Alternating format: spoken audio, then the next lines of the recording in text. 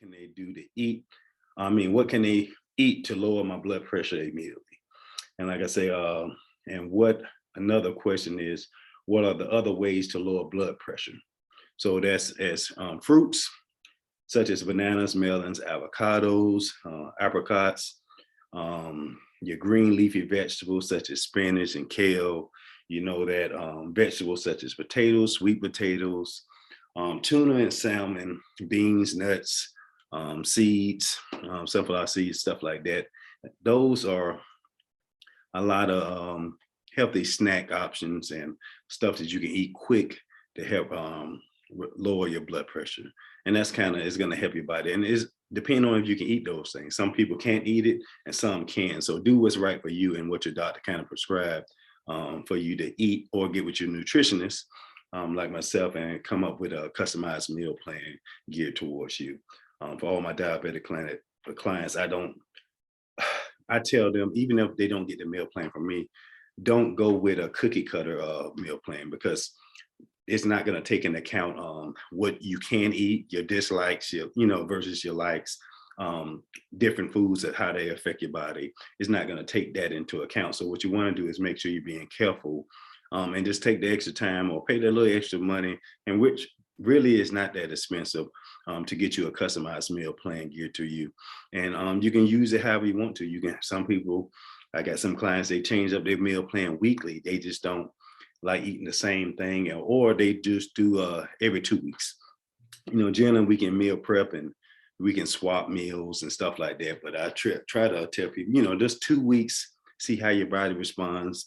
A week and you trying to change it up, you can't. It's hard for like your nutritionist like myself to gauge how your body responding to certain foods. So I say try the 2 weeks, and then once you get that better bond with your nutritionist, they can be able to design a plan for weekly, and with options and other changes that you can take randomly. So we're going to go into some supplements and superfoods that can also help you manage your diabetes and lower blood pressure and all that good stuff. So some supplements and superfoods are lemon juice. I use it still, lemon juice in my water daily. And myself, I drink currently 2 gallons minimum a day. And that's just, because my fitness level, I sweat, but I don't sweat a lot, but I do a lot of physical activity that I need more water to keep my body hydrated, to keep, everything flowing good and to stay healthy. The worst case scenarios, if I'm traveling a lot, at least try to drink 1.5 gallons of water. Current weight, I'm 233 to 236. So sometimes I wake up, I'm 233. I go up to 236 after eating stuff like that. But I'm gonna go back down. Right now, it's off season for me. So I'm just having a surplus of calories. I'm eating a lot more than I normally would be, but not overeating, still clean food, still healthy. Doing this transformation week. This is gonna be week 2. So I'm removing sugars, processed foods, extra sugars, drinking my water, exercise every day, stuff like that. So another superfood is apple cider vinegar. Just because the acid is going to help your blood sugar get under control. A lot of people, I know you don't like the taste and stuff like that, but the benefits are undeniable of what it's going to do to help you. You're not going to drink it just a shot or straight out the bottle. I like Brad's organic vinegar, so you're going to drink that with water. So I suggest minimum for all my diabetics clients to drink more than 1 gallon of water a day. I don't care the weight, anything else. I love water myself. I just say get as much water as you can handle. And if you got the time, just keep drinking. I don't think normal average people, you're not gonna drink too much water. That's just not natural. You're not gonna over drink to cause you harm. I done drunk up to 4 gallons a day and I still was fine. But that was 24-hour period. I was using the restroom a lot, but you can keep drinking water. I know some studies out there that you can over drink and stuff like that. Our body is made up of majority water. So what that's telling you, we need water to live, stay hydrated, keep all our organs functioning properly, flush out bacteria. It's too many benefits that outweigh the negatives when people talk about over consuming water. So besides apple cider vinegar, it's been touted as a home remedy for people living with diabetes, which claims they can help control blood sugars and lower the A1C levels. That's a that's a known fact. The glycemic index (GI), for most of you people who might not know it, the GI use a number that gives you an idea about how fast your body converts the carbs into a food into glucose. Meaning, it's gonna tell your body the carbs from your food that you normally eat. It's gonna break it down to glucose, which is pretty much a diabetic's worst enemy. You don't want high glucose because it's gonna spike your blood sugars.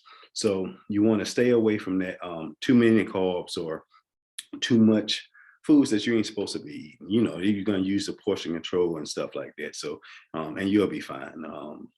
Like I said, if you're getting too much glucose, it can have an impact on your blood sugar. So foods with a high GI can spike blood sugars, which is you want to stay away from those type foods. And foods with a low GI can help limit the spike in blood sugars. So I tell all my clients, stick to your fresh fruits. So if you try sticking to fruits with a low glycemic index like apples, oranges, cherries, oranges is also another superfood, superfruit. So your oranges, cherries, grapefruit, strawberries, peaches, pears, and plums. All those has a low GI level as far as fruits go. And I got plenty more fruits and vegetables we're going to hit to next. So your fresh vegetables, you want to try to purchase starchy vegetables like broccoli, tomatoes, zucchini, yellow squash, Brussels sprouts, asparagus, cucumbers is also a great superfood for diabetic, my diabetic clients, and cabbage.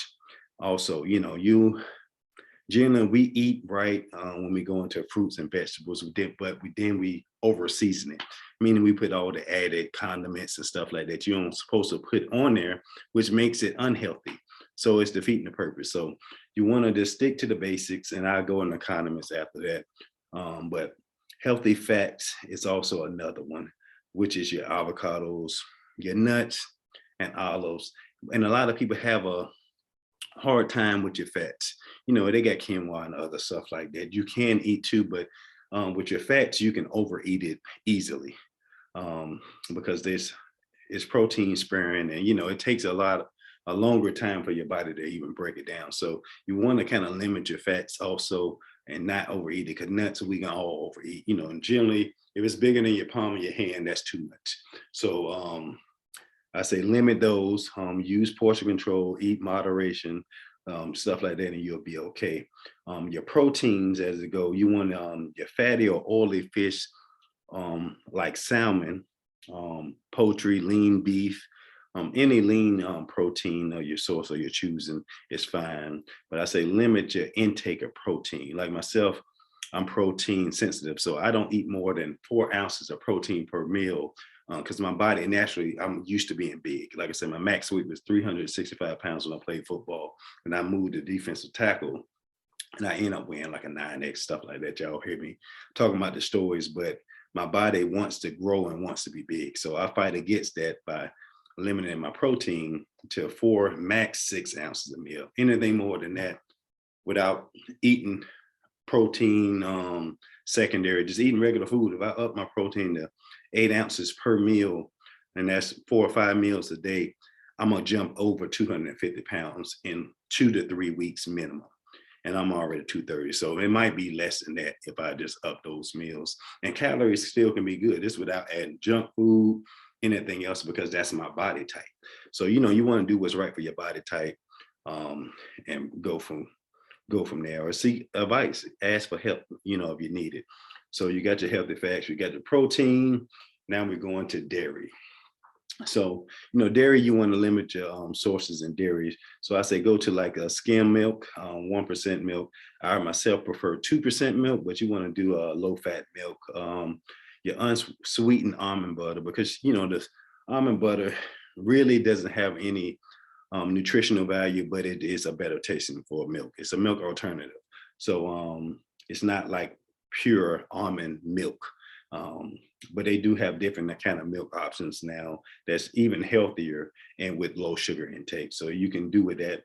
I say go to your plain non-fat yogurts, your eggs, egg whites, cottage cheese, or your reduced fat cheeses is always a good option, for your dairy sources. And like I said, I got plenty more also, but that's just a quick rundown of your dairy. Now we're going to whole grains. So whole grains, you want your lavish flatbreads.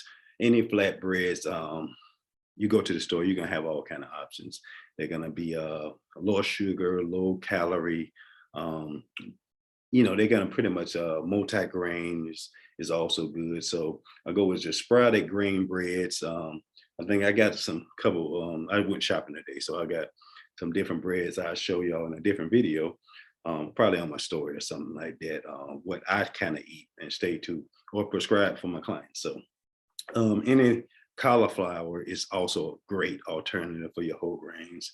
So you got the cauliflower bread, now they got cauliflower rice. Any of those options is good. To help also limit your carb intake, you can use cauliflower rice, which is also a good thing. So you got your corn tortillas, so your quinoa and pastas and stuff like that, your spaghetti squash is also good. And we're going to do a couple of dishes and recipes and snacks and stuff like that you can eat while maintaining a healthy diet and meal plan while as a diabetic. So we're going to go into a whole lot more stuff like this, man. I just wanted to give a quick rundown of ways and tips to stay healthy while being a diabetic. This is only episode 1. We're going to do a whole series and go on, and I want to hear from you. So you can, any questions, comments, DM me, email me back at evolvinglifetc@gmail.com or the Future Bodybuilding Podcast. Just like I say, I want to hear from y'all. I'll be doing weekly Q&As, and we're going to be doing a whole lot more videos. I'm going to be staying a lot more active to help more people as I can. So that's always a good thing. And of course, I almost forgot the condiments. Condiments, you always like your olive oils, your olive oil dressing, seasonings, which is also good. Your spray. I use olive oil spray instead. I've been got away from butter and stuff like that on my foods, and I still enjoy it. So you reduce calorie intake that way. Your sea salt. Sea salts is always good. Another inflammatory. I mean, you name it, the benefits go on and on. From Himalayan pink salt is good. You got your cauliflower, like I said, rice, your rice vinegars, your apple cider vinegars, your black peppers, your garlics, your onions, all those seasonings. You even got salt-free seasoning that I use also. You can use that on your food. So you can also eat healthy. When I say breakfast, just get an egg white omelet, put you some kale, some spinach, whatever you want in there, a little bit of protein, and then use your salt-free options. That's a meal right there. You can make it, say, either 6 or 8 ounces of egg whites is less calories. That's not even an 8-ounce thing of egg whites. Is only maybe 120 to 125 calories. You can check it out. But this thing about that kale, you can use up to a bag of kale. It's really no calories in that. Your whole breakfast, if you do a big omelet more than a plate size, will be less than 250 calories. I do it all the time. I'm telling you, you can live a healthy lifestyle and you can eat right as a diabetic. But this is As Our Nutritionist. This is only segment 1 or part 1, living with diabetes. It's your boy Cut Nice 50. Holla. Hey, y'all stay healthy, stay fit, stay motivated, and we are stay tuned. Episode 2 coming soon.